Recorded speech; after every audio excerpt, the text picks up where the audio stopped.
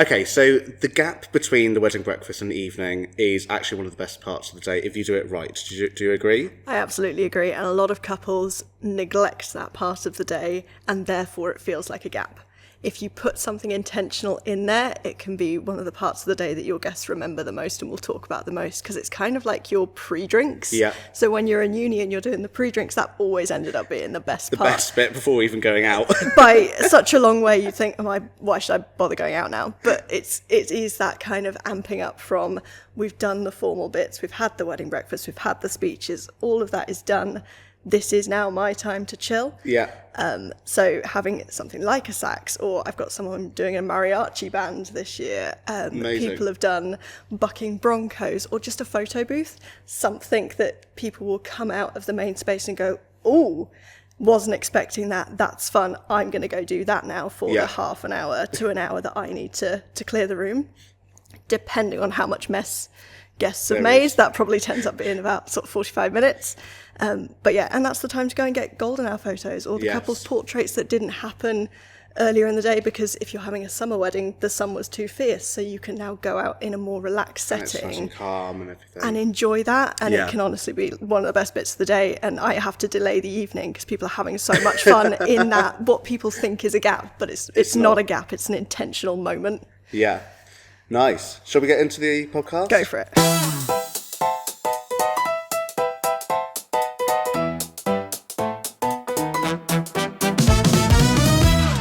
Hello and welcome to the R-File. I'm Alex, a wedding saxophonist, and each episode I sit down with people across the wedding industry to talk honestly about what goes on behind the scenes. Today I'm at Elms Barn in Suffolk with Ruth, the venue manager, and one of the calmest people you'll ever want to be in charge of your wedding day. Ruth sees everything: the 18-month planning journey, the family politics, the weather curveballs, anything that is going to be a part of your day, but you keep it running smoothly no matter what. Welcome, Ruth, to the R-File. Thank you for having me. Thank you for hosting it here. You're very welcome. It's so lovely to be back at Elms Barn. I've done a couple of weddings here now, and I think I've now completed every part of the day here. You have. Because I think my first wedding here was just a drinks reception. Then I did a ceremony, one, and a drinks reception. And now I've done ceremony, drinks reception, wedding breakfast, bit in between as well, and also the evening party. Yeah. So it's nice to complete the full set. Yes, definitely. So you're the venue manager, is that correct? So technically wedding director, but venue manager, basically. Director. What does that entail? So basically I am everything behind the scenes. Here we don't have a big planning team like some venues may have. We don't have like a sales and operations team. It is me all the way through kind of sales, planning, and then operations. I share the operations side with a wonderful lady called Sarah, who you have worked with many times. She's lovely. And she is absolutely excellent in terms of the front of house stuff, but she does not care for learning all the stuff beforehand and doing the planning and the Excel sheets, because she just loves doing weddings. And that is what she's perfect at. So we keep her over on that side, and we have just myself in the planning team. So I basically get that first inquiry come through. I'm the one at the end of every email, replying to couples, doing all the viewings, and then all the way booking, planning, menu tasting, all the way through. So I see everything. So you are the face that guests, the couples will see from day one right the way through to the wedding day. Yes. And that's quite nice, because I feel that some venues, they, like you said, they have a team of people. And even when I send out like 1 month, 2 months before wedding forms, and I say, who is your wedding coordinator for the day? Because obviously as a supplier, we want to be on good terms with that wedding coordinator, and also send them a message before the day just so they know who we are. And also, I mean, there's some times where I'll send over what I know from the couple to the wedding it's totally coordinator, different. and it's completely different. Totally different. Couples forget to tell all of their suppliers the same thing. They'll update one person and then forget to update another person, usually me, and then I'll discover that the singing waiters have been told a completely different timing, and I'm like, wish I'd known that in advance, but this is why we chat to each other, and this is why I ask for all of my vendor details in advance as well, just so then if it's someone that I haven't worked before particularly, I can reach out and go, have you got any dietary needs? I know they're providing a meal for you. What do you need? Is there, do you need power? What kind of setup do you need? So I can chat with them in advance, so I'm not then hit with, by the way, I need 45 minutes to set up, and I've only arrived half an hour early, and I'm just like, it's not really my fault there. Yeah, exactly. I think, and sometimes I'll put on the form, and it'll come back to me, 3 months, and they're like, I don't know who it is. We don't know who it is yet. It's just, it could be this person, it could be this person or this person. I'm like, okay, well, I'll just send the email to the general one. But it's great that you're there from the start, and actually, I think it's nice that couples will see you, on TikTok or on Instagram as well, and it's then nice to put that face to the name when they come and do that. I often find that when people come for a viewing and they're like, I love your TikToks, and they chat to me about that for ages, and it feels like they already know me. So it's an easier conversation for them, and they feel like they're not asking me stupid questions, because I answer what people would deem stupid questions on TikTok, but unless you're in this industry, they're not. It's things that people would never ever think of until suddenly you're in a wedding and you're like, oh yeah, I forgot I need to ask that. And a lot of my couples, they say to me, I've never actually planned a wedding before. I don't know if it's right. I'm like, yeah, like, of course you haven't. Hopefully this is your first time that you're planning a wedding, and it's very much, it's never a stupid question, because it could be anything from, do we need to sort out a supplier meal for you, or do we need to organise that bit in between the wedding breakfast and evening party where we need to have music? I'm like, well, this is a couple of options what you could have, but obviously if this is your first time planning it, and having someone like yourself which knows the ins and outs of everything, you are there then to guide the guest and the couple to then have the best experience that they can have. And in the running order meetings, which I tend to block out 2 hours for these meetings, they usually take an hour, but I love a chat. And if we're talking about weddings, I can just go on all day. So I block out 2 hours so I can really get into the nitty-gritty of what my couples want. And often I'll say things like, oh, so what music are you entering the wedding breakfast to? And they're like, I'm sorry, I didn't realise I had to think of that. What's a wedding breakfast? Why are we eating breakfast after? I'm like, it's just because we're so old-fashioned in the wedding industry that we love terms like wedding breakfast, like arrival drinks. You're already here. But it's because you're arriving from a church traditionally, and it's like that's why we call it that. It's not. It's not what it sounds like it should be. But having to explain that to every couple, it just takes a little bit of time. But of course they haven't planned a wedding before. Most people that are getting married now, I think the average wedding age that came out in the Hitch survey was 34 now. A lot of 34-year-olds have not been involved in planning a wedding, or a large part of planning a wedding. They might have had maybe one where they've been a bridesmaid or a groomsman, but you're not in that sitting up at 3 a.m. trying to work out who sat next to who. That's not what your role is in that wedding. So unless you have really been involved, of course you don't know what you're doing. It's interesting that the age is now 34. It's gone up. Because I feel that, and actually looking back at some of the couples from last year that I played for, that makes sense. Actually, a lot of them are early 30s rather than mid 20s, and actually there's been a couple of even older ones from that, like in the late 30s and 40s as well. I that must be down to things like the cost of living and stuff. Definitely, really. And I think people are doing life in a different order. So they're having kids, they're buying the house, and then they're thinking, actually, now I'm in a right space and a right place mentally and financially to have the wedding that I want to have.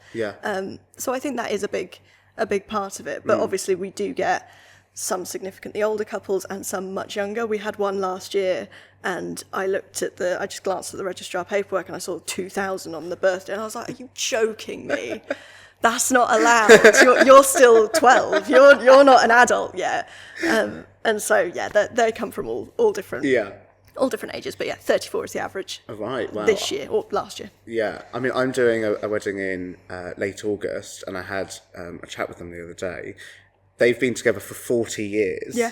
And they were like, we wanted a reason of what we could do for our 40th anniversary. We're like, let's get married. And like, what? Now is the time, the perfect time. So how did you actually end up in weddings, Ruth? So I originally, when I was looking at universities and what course I wanted to do, I wanted to be a lawyer. Okay. And suddenly came to the realisation that I'm not smart enough for that. My mum was the events coordinator for the BBC. Oh, nice. Before she had me. So events have always been kind of in my DNA. Blood, yeah.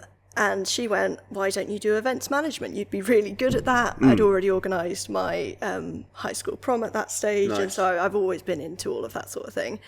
And so I looked at events management, found a course that I loved, went to Swansea, which was not within my comfort radius of home, but the course was so good and the lecturers were so amazing that I felt like I just had to go, and if I didn't, it would be a mistake. Yeah. So have you always grown up in Suffolk? Or? So I was born in London. Right. Moved to Norfolk when I was 3. Yeah. And then I've kind of been here. Right. Ever since. Moved to Swansea for uni in 2016. Yeah. And in my first year at UWTSD, I was working in the Marriott as a bartender and waitress. Mm-hmm. So I was working weddings and all of the rest of it. Yeah. And one of the events managers was ill. And we had 3 weddings that day. Oh. And there was nobody that could do it. And they went, you're doing events management, here's the paperwork, off you go. And I was like, I'm in my first year, I've got 2 hours notice, I'm going to ruin someone's wedding so quickly. And it was only a wedding of about 30 or 40. Yeah. It was a tiny little wedding, and I just went for it. Yeah. And I was just like, I can't not do this, because there is no other time. Yeah. There's no pushing this is happening. So I went for it. Went for that. And so you said there were 3 weddings in one day. How did that work? Different function suites. Different. But were you planning them all? No. So I didn't do any of the planning on that. Oh, one. okay. That was just, they are getting married in 2 hours, here's the paperwork, go. Because we have no one else. Yeah. And I was just like, okay, it's fine, I can do that. That's not a problem. Panic, get on with it. Yeah. It went out and the food went out fine and it was all okay. It was a very low-key wedding. They didn't want an evening. It was just have the food and go. Mm-hmm. So thank God that it was that low-key, because I got away with it. Yes. It's not how I would want to ever do a wedding anymore, but I got away with it. So that was your first year of that course. Events management. And your first wedding.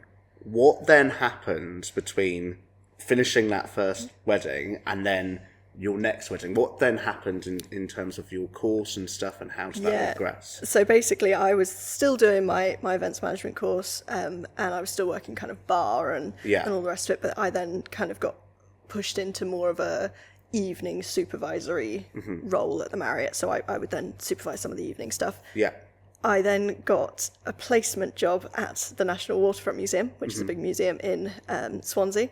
So I was doing my degree. Yeah. National Waterfront Museum events and like public events like pirate days and getting dinosaurs into the main lobby and all sorts of things like that. I used to dress up as the museum mascot called Morris the Mouse. Right. And I had to do sign language for the toddler group, but the toddler group was in Welsh. So I was having to translate from toddler Welsh into English and then from English into sign language while dressed as a giant mouse with 3 fingers. So I will do anything. And then I was kind of helping with the weddings in the evening and all the rest of it as well. And they were weddings of 200 minimum. Wow. Was the museum, because it was such a huge space. But that job mainly involved stopping people climbing in vintage cars and swinging off aeroplanes. So that was more security side of things. I had someone at a university gala swan dive over my head off of a table into the arms of somebody else. And I was like, get out. We are now done. Yeah. Off you go. So, I've kind of seen all of that. Yes. After I'd finished my degree, I graduated with a first-class honours in events management. Mm-hmm. I then went, I should do a master's. So I got Why not? So I then started my MBA, and then COVID hit. Yeah. So I finished my master's dissertation in COVID. Mm-hmm. My master's dissertation was the benefits of print in the wedding industry. So I was kind of already in it and feeling like weddings is going to be where I'm going to end up. Even though at the start of going to do events, I was like, I'll never do weddings. Mm-hmm. That's so boring. That's so basic. I'm not going to do that. And then as soon as I started, I was like, these are the best thing ever. Yes. And I got addicted to it. Yeah. After COVID and after my master's, I then got a job in a boutique hotel in Swansea. And then I was doing their kind of events and weddings and everything. But then the general manager left. And so I then was doing general manager events and everything else, and it all kind of got a little bit messy, but it all worked. Yes. As best it could. I met my partner there. He was the head chef at the time. And then I was basically working weddings there up until 6 days before I had my daughter. Wow. So I was still climbing on tables and moving chairs and all Wow. sorts of bits and pieces up until 6 days before I had Lily. And then after I had her, we moved back here because I needed help from mum. Yeah. I then got a job doing restaurant management for a little bit. Hated it. I needed my couples. I wanted them back. Yeah. And then I just messaged an agency and they went, we have a place that would be perfect for you. And basically this place reached out and I came in, took one look at everything and I was like, yes, please take me here. And the rest is history. I've been here since 1st of July 2023. Wow. And yeah, So this is it now. Nice. And so what would Ruth on the 1st of July 2023 be doing? What would be different about what you're doing back then to what you're doing now? What's changed? I think I've just got a lot more confidence in telling people what they need to hear now. I think at the start it was a little bit like, is this the way it's always been done here? Yeah. This is kind of how things are? Because this venue has been going for 25 years as a wedding venue. So we turned 25 on the 1st of March this year. Nice. So really exciting. But there's a lot of history there. There's a lot of stuff. And the previous events manager had been here for 12 years. Wow. So it was a very sort of set way of doing things. And I didn't want to upset that too much. I wanted to make sure the staff were happy and everything was a nice, smooth transition. And I was coming in at the middle of a wedding season. Yeah. I did not know these couples. Yeah. So in my first season, I did one couple that I had planned with, because they were a last minute booking, but everyone else had already done all of their planning. And it was someone else for that time. I was just taking them and like reassuring them that this is okay. Yes. I've got you. We can do this together. And the first wedding that I did solo here without Sarah, I kept kind of clocking this guy and I was like, I have a feeling I know you and I have no idea where from, because I've only been back in Norfolk for sort of 6 months. And he just came up to me and went, did you do weddings in Wales? And I was like, yes. He was like, you did my wedding. And I was like, oh my God, I did. And he was the first wedding that I did at the boutique hotel. Oh, wow. And his brother was the last wedding I did at the boutique hotel. Oh, wow. And I was just like, this is the smallest world. Yeah. And I was just like, yeah, okay. I've got the experience. I know what I'm doing. I can just do this. And then from my first full season, I was like, right, I don't like how some of those bits went, so I'm going to change them because I want the best for all of the couples that come here, and that means changing things, and that means getting on with it. So I'm not going to mess about. Let's do this the way it should be done. And I think even for me, even in the last year, 2 years, I mean, I haven't been playing weddings since I was 8, but I've been playing since I was 8, and probably only since 2019. Really, I've been doing weddings. I mean, it kicked off a lot more after COVID. 2021, 2022. I think 2022 was the first big year for me when it started. I think people started going sax. In 2022, 2023, people were like, that's what I need in my wedding. It was string quartet before that. And then suddenly it was like, oh, that's really cool. I need that. And I think 2023, sax was the biggest growing musical instrument to have at a wedding. 2023 was that year of the saxophone, which was very cool. Which surprises me, because normally when you have a trend, it's because something's happened in entertainment or it's happened at a celebrity wedding. And I thought that a lot more string quartets would happen because of the Bridgerton. Of course. But actually, I don't think it has as much. No, I think they still dominate ceremonies. Yes. But I don't need a string quartet in the evening. No. I'm ready to be hyped. I'm ready to get on with it. So why would I have a string quartet? Yeah. Because even now, like I say, in the last year, I'm still learning stuff. I'm like, oh, I would do that differently because I've experienced this with this couple. Not that it's been a bad wedding or anything, but thinking, oh, actually, if I did this, it would make it so much better than what it would be how I originally did it. Basically. It's the power of hindsight. Yeah. So, in terms of what couples see when you have your planning meetings, what do couples, what is something that they don't think that you do, but you actually do at weddings? So I do a lot of kind of scanning. Yeah. I will scan everything. And the one thing that I will do that people forget that I do, if you've got stickers on the bottom of your shoes, Yeah. I'm on the floor taking them off.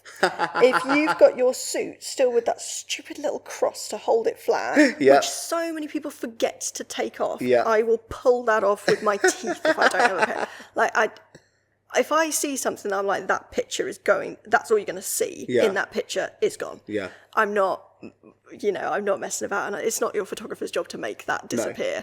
So I'm always kind of scanning and seeing, buttonholes floppy, and I'm just like, no, sort that out. Let's put it on the right side. Let's make sure that's all good. And it's also, if I can see someone getting a little bit emotional, I've got tissues on hand. If I can see somebody in the ceremony that's having a little bit of a wobble, I will go and just take them out to the side. So it's one of those things. I'm always kind of scanning for things to come up and for things to happen. It's one of those things that until you've done 100+ weddings, you don't see the things. But as soon as you're in it and you've done that many, you just kind of notice it without realising that you've noticed it. Yeah.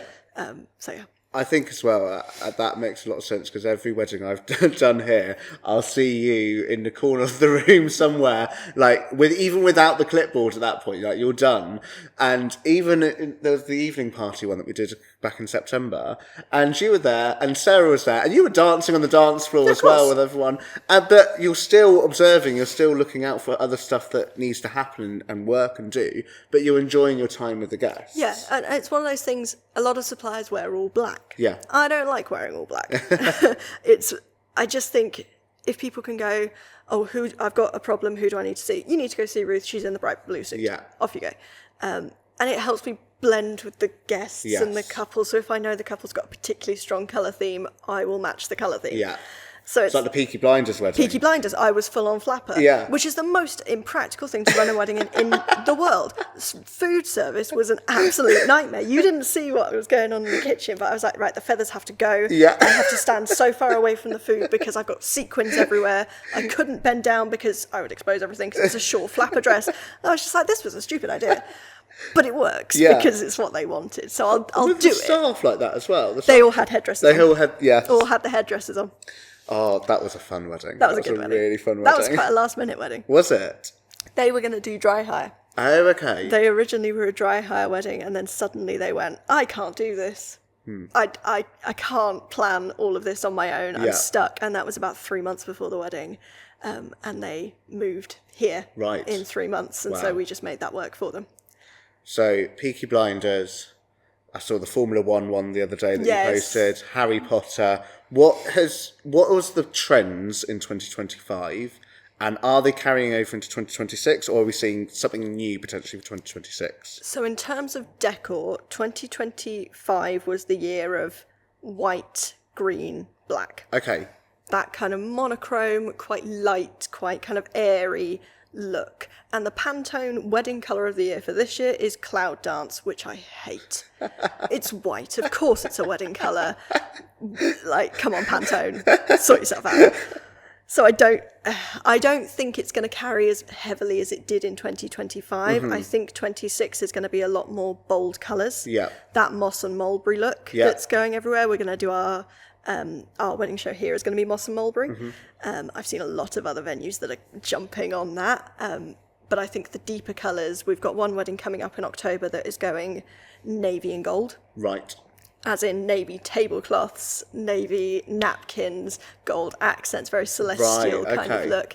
And I think 2026 is a year when people are just going to go, I want this really bright, bold moment. Yeah. And I'm going to get on with it. Yeah. I'm not going to go, but it's spring and I should have pastels. If you don't like pastels, have something different. Yeah. That's okay. Yeah. At the end of 25, we had a hot pink neon orange disco ball wedding. Wow. And they had drapes everywhere. Yeah. And they had Persian rugs, and they had really crazy lighting. And the brother of the bride brought 200 teeny tiny little rubber ducks in neon orange and hot pink and hid them everywhere. Oh, so people had to find them? And people had to find them. And the kids loved it, and the staff loved it. And I was putting them on the pizza van, and the staff were putting them on all the bottles. And I love that. One ended up on the top of the DJ booth, spinning round on a disco ball all night. And I was like, this is so funny. But yeah, I think the bold palette is going to come in for 26 a lot heavier than it did in 25. Than it did then. So I think as well, one thing that I love to see is that unique approach to a wedding, in the terms that I get asked, you know, what song should I walk down the aisle to, or what song? And I'm like, well, I can give you a suggestion, and there's a blog on it or something somewhere, or like I say what the top songs are for 2026. But that is a generic poll around the whole country. I love it when a couple will say something completely different, and it's like, oh, we actually want to walk down the aisle to, well, there was one I did at Christmas, and they wanted to walk down the aisle to You Make Me Feel Brand New by Simply Red, which I never had done before. No. It was a Christmas-style wedding, and before pre-ceremony there was like your standard Make You Feel My Love, and a couple of other Have Yourself a Merry Little Christmas, Chestnuts Roasting, all that. Then in the signing of the register, they wanted me to play the Formula One theme. Yes, nice. Followed by Oh Holy Night. That blends, yeah. And then walk out to All I Want for Christmas Is You. Yeah, perfect. And I was like, I've never done a wedding, and that's what makes it unique. I've never done anything like that before. Or when you see something at a wedding, you're like, oh, that works really well. I've never seen that before. Yeah. There was one that I did where the table plan was all of the guests, but as babies. Oh, love that. And it didn't say the names, so you had to work out. Oh! You're like, was that me as a baby? We'll add some time into the timeline for that chaos, but that sounds fun. Yeah. But it was then a talking point. Yeah. And it was like, oh, that's very different. Yeah. I do that at my wedding. I've seen stuff like, oh yeah, I definitely do that. Or no, I would not do that at my wedding. My list is so long of the things I would love to do that none of it would gel together. Yeah, Just exactly. like that. It would be the most chaotic thing in the world, because there's so many little bits that I see and I'm like, that was so epic. Yeah. And it worked so well for that group of people. Yes. Because we had one where they had an alpaca petting zoo come, and it worked immensely well for that specific group of people. Yes. And then I think, actually, if we did that the week after, that group of people would have hated it. Yeah. And would have not gone anywhere near it. So you've got to really think about your people, and make sure that you're doing stuff that fits with the group that you've got. And if you upset two people, you upset two people. But, you know who you are, and I imagine you're friends with people who are also quite similar. Yeah. So just do the stuff you like. Exactly. I think don't necessarily listen to the mum and the dad, or listen to the brother and the sister who recently got married. You can get some tips and pointers, I think, from them. But if you want to do something your own way, do it. Yeah. Absolutely go for it. Opinions are welcome. Yeah. The decision is mine. Exactly. Thanks. It's like, yeah, that's lovely. It sounds great. However. So what makes the wedding day flow for you? Like, if there's something that comes up which might create a chaotic energy, or there's a last minute thing that might happen, like we say, like a supplier might come in very last minute, or something happens on the day where it's like, oh, okay, how do we make it flow and seem seamless that no one will even notice? So first of all, I wouldn't print your timeline anywhere. I know people do these big palettes of like ceremony 1 o'clock, this time.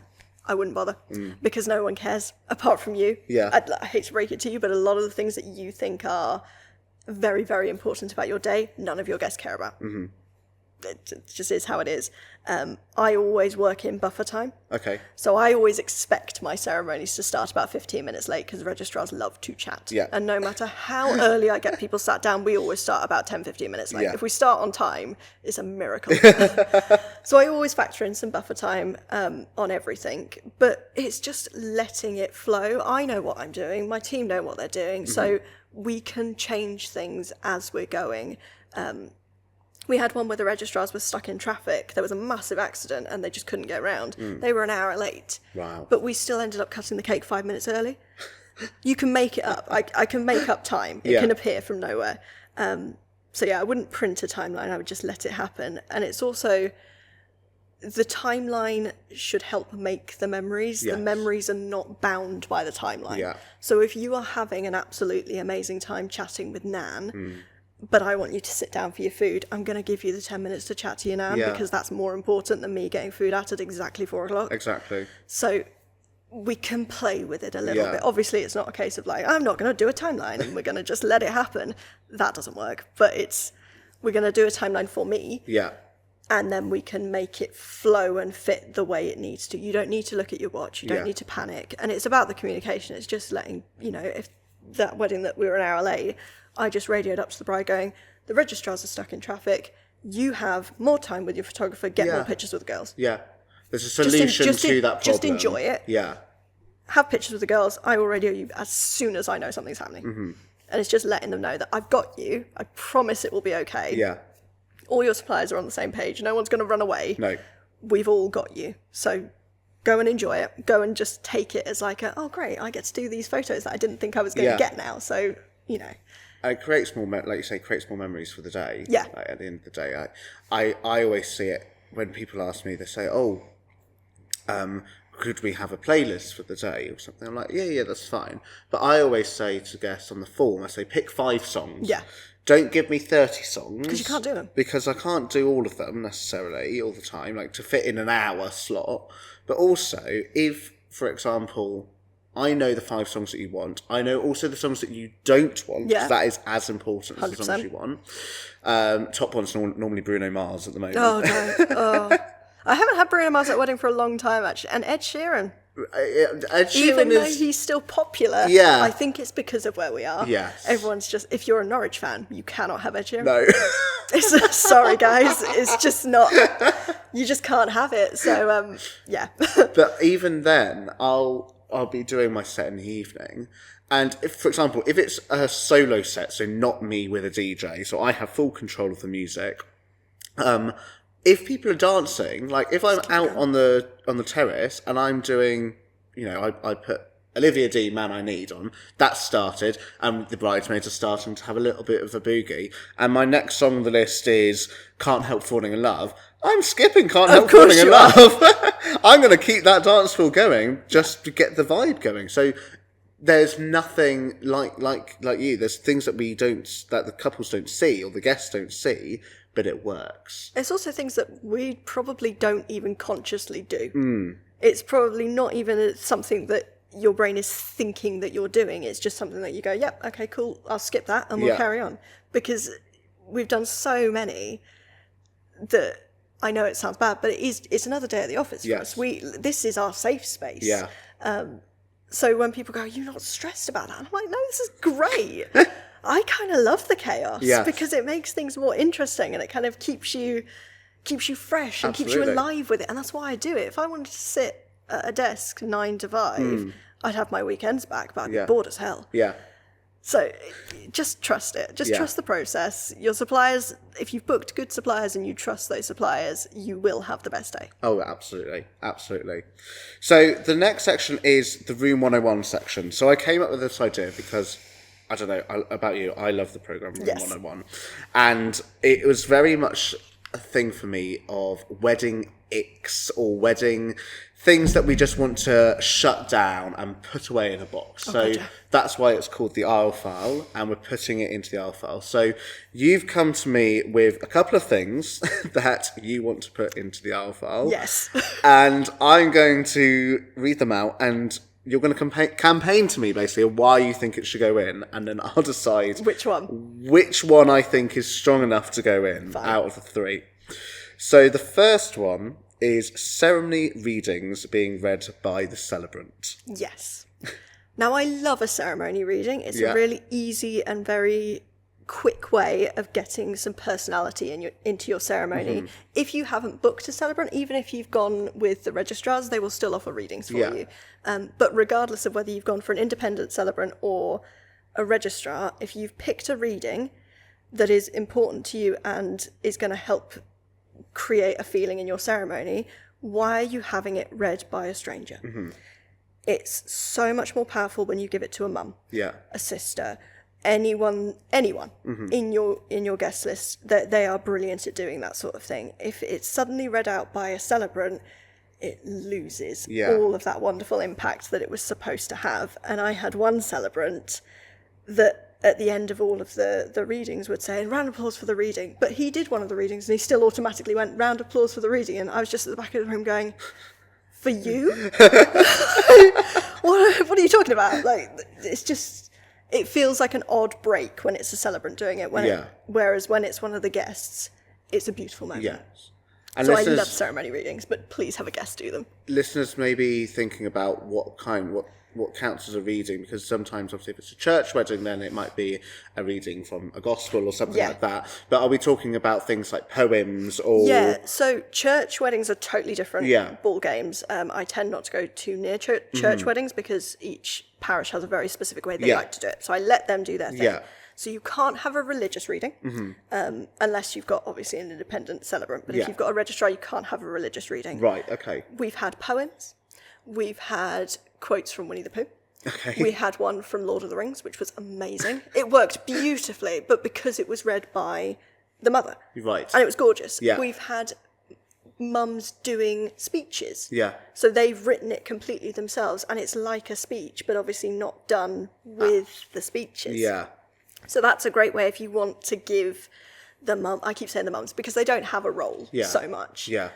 It's a nice, easy way to give them something. But if you've got someone that would like to do a speech that isn't within that traditional blocking of the speeches, and you suddenly feel like you've got too many speeches, giving them a reading in the ceremony that they can write themselves, and it basically is a speech, could be a nice kind of middle ground of, I'd like you to do this, but I don't want you to do it in the traditional sense of a speech. But it can be anything you like, so long as it isn't religious. Yeah. Okay. I like that. The next one is... This is going to come up a lot for you, I imagine. I mean, this one is very much something which makes my wedding breakfast a lot longer, especially if I'm playing throughout it. Yeah. Speeches between the courses. Just stop doing it. Just stop doing it. I don't know where it came from. It kind of appeared 4 years ago. Right. And people were like, I'll do a starter, then a speech, and then the mains, and then the speech. No one likes it. No. The people that are doing the speech don't like it because they can't brace themselves. Yeah. The catering team don't like it because food's going cold, and I don't know how long your speech is going to be. Yeah, because when a person says, it's only 10 minutes, it's actually 20 minutes. Lies. It's only, and then I see them bring out a massive clipboard of double-sided... just like, please stop doing that. And then your guests don't like it because they want to get up in the middle of the courses. They want to go to the loo. They want to go to the bar. Yeah. They don't want to sit in between the courses in the time that should be theirs to relax and listen to a speech. Yeah. I would always recommend putting the speeches before the meal, particularly if you've got canapes, because people have had that little bit to tide them over. Speeches while your tables are clean. Yeah. While everyone is still engaged and not like, I'm in party mode now. And your photographer and videographer don't have to keep setting up, taking down, setting up, taking down. It's not their fault it takes a long time. It takes a long time. But they can't leave their kit there while I'm walking gravy jugs past it. Yeah. Can't do it. Yeah. So people think it's an easy fix, particularly if you've got more than the traditional 3 speeches. If you want to split them, do some before the meal and some after the meal. Yeah. Do not put them in between the courses. No one likes it. No. It's not a good idea for anybody. Please stop doing it. And like you say, you never know how long it's going to be. So when you're going to be talking to, the kitchen, say, food's going to be, like we've just started the second speech after starters, and it could be 10 minutes, it could be 20 minutes. We don't know how long. It could be 2 minutes. Yeah. Some people are just like, okay, I've read your brief. It's a 10-minute maximum. It'll probably be about 5-10 minutes. They stand up, tell one story, and sit back down. And I'm just like, whoa. Yeah. Now it makes it look like I don't know what I'm doing because now you're going to wait 10 minutes because I'm not ready. So yeah, it's just, Please stop pushing them between the courses, and also make sure that people that are doing speeches have had very strict guidelines, like 10-minute maximum for each speech, and make sure you're not thanking all the same people in the speech. And please stop saying, for those of you who don't know me, we all know you. we all know you. Please stop starting your speeches like that. It's not necessary. And if you're on the top table, of course we know you. I cringe inside every time it happens, and it will happen probably for about 50% of the weddings this year. It just will. Yeah. Because best men don't know how to start speeches. Are you seeing a lot of them that have just asked AI to write their speech? And you can tell immediately. Or the other one that's big at the minute is, I was told that it wasn't appropriate to have ChatGPT write a speech, so here we go. I'm like, ha ha. Fair this joke. Woohoo! And I will be that person that stands at the back of the room and starts laughing and clapping, even if it is not funny. But there's only so much I can do for you. If you're genuinely just getting everything off of ChatGPT, I can only help you so much. Yeah. Your guests are not going to go for it. Sorry. Okay, strong contender. Okay, the last one, which I've not seen as many of, actually, recently. It's because I've started banning them. This might be why. Sparkler tunnels. Yes. So I love a sparkler exit. Okay. I'm not saying don't do sparklers. What I'm saying is don't do a tunnel of love like you would with confetti. Right. Because as soon as you light a sparkler, they are metal. Yeah. And when they get hot, they start dripping molten metal. Yeah. And when that hits you, that really, really hurts Yeah. from experience. So I've been set on fire once. Right. I've had a videographer set on fire, and I've had a photographer set on fire, who I have told not to do a sparkler tunnel. It hurts. Yeah. And so this is a safety thing. Yeah. If you want to do sparklers, don't do them with all your guests, because they're going to be drunk. Mm-hmm. It's too dangerous to play with fire with 100 people when they're drunk. I would pick about 20 to 30 good guests, probably wedding party plus a few extras. Yeah. Do a semicircle around the couple. Okay. And then have the couple in the middle. Right. So you can have a nice safe distance, a lot of kind of like cute waving of sparklers, and then the couple in the middle. Yeah. You get to see everyone's faces, you get that lovely sort of background of sparkler, and it's safe. So the video, the sparkler tunnel is more for the video aspects, isn't it? Really? I just don't think it looks good in the video either. No. Because you're walking backwards through sparklers. So unless you've got me behind you guiding you, you could walk into a sparkler as a videographer. Yeah. And your dress is flammable. Yeah. Your hair is flammable. Your suit is flammable. And if you want people close enough to get a good video, they are going to be close enough to set you on fire. Yeah. So I wouldn't. So have they been a replacement for confetti then? No. Or no. So they're as well as confetti. So please do Tunnel of Love for confetti, because it's great and it's safe and it's lovely. And everyone's not massively drunk by that point. Whenever I have people do sparklers in the summer, this is when we start having more issues, because I had a couple last year go, I really want to do sparklers. I was like, you're getting married on the summer solstice. Yeah. Your sunset isn't until 10. No. So I can't do sparklers until 10:30, 11. Yeah. You cannot be holding a sparkler at that point. You are too drunk. Yeah. I had one wedding where I had to go and hold the groom like this because he was so drunk he was just wandering off. So I had to bear hug the groom, put a sparkler in his hand, and then go, do not move, because I will come and grab the sparkler off you. Do not move. I'm going to let go.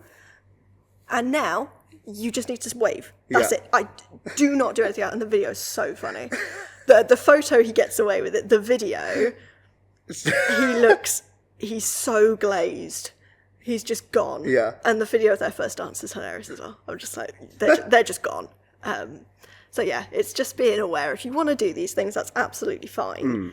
But just make sure that you've accounted for what you're going to be like and what your guests are going to be like at that time of the day. Autumn weddings, please do a sparkler photo. They're great. Yeah. You know, autumn, winter, when your sun sets at 5, perfect, because you can do it in that middle portion. In the middle bit, yeah. So you've got a thing to do in the middle bit, which is where we started this. So it's, it depends on the time of year and it depends on what you're doing. But if you are going to do sparklers, do not do them as a tunnel, because you're going to get hurt. And it's a DJ's worst nightmare in a summer wedding, because then everyone disappears for 20 minutes and he's got an empty dance floor. And you say 20 minutes because it is 20 minutes. Yeah. Because people think, oh, sparklers last 2 minutes, we'll be back on the dance floor. I've got to choreograph all you guys. I've got to light all those sparklers. I've got to control where you're going. It is 20 minutes at a minimum if you've only got 30 people. Oh, absolutely. So it's something to consider. Yeah. I'm not saying don't do sparklers full stop, but I'm just saying be aware of timings and safety as well, because at the end of the day, my primary role is to keep everybody safe who's here. Do you ever do fireworks here? We can do fireworks here. We haven't recently. Okay. Is it a thing that you like to have? No. No, because we're in the countryside, so there's a lot of people that need to be notified. Yeah. There's a lot of farmers that need to be notified. It depends on the time of year. Again, if it was kind of a November 5th wedding, I'd feel like that would make sense. Yeah. If it's not, put your money somewhere else. Yeah. It's 2 minutes of, wow, that's pretty. Yeah.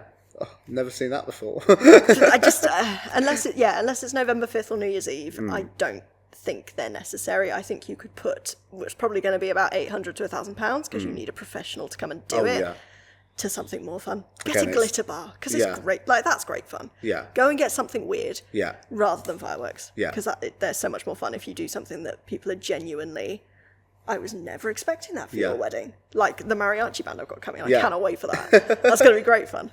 That's the thing. I think couples need to not necessarily rely on the Pinterest boards, because I think if you've got an idea in your head, if you've got a passion for something, you know, if you've got a passion for, I don't know, folk music, or if you've got a passion for like Lord of the Rings or Harry Potter, and you think, oh no, my guests won't love that. So what? Yeah. If you love it, that is the main thing. Yeah. And I think that's one of the most important things.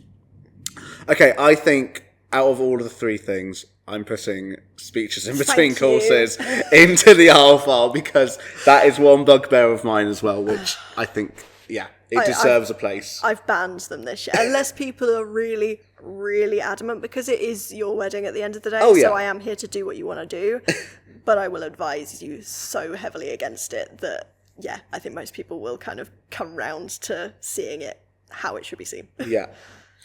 Okay, well, at the end of every episode, I ask my guest to add something to the R file.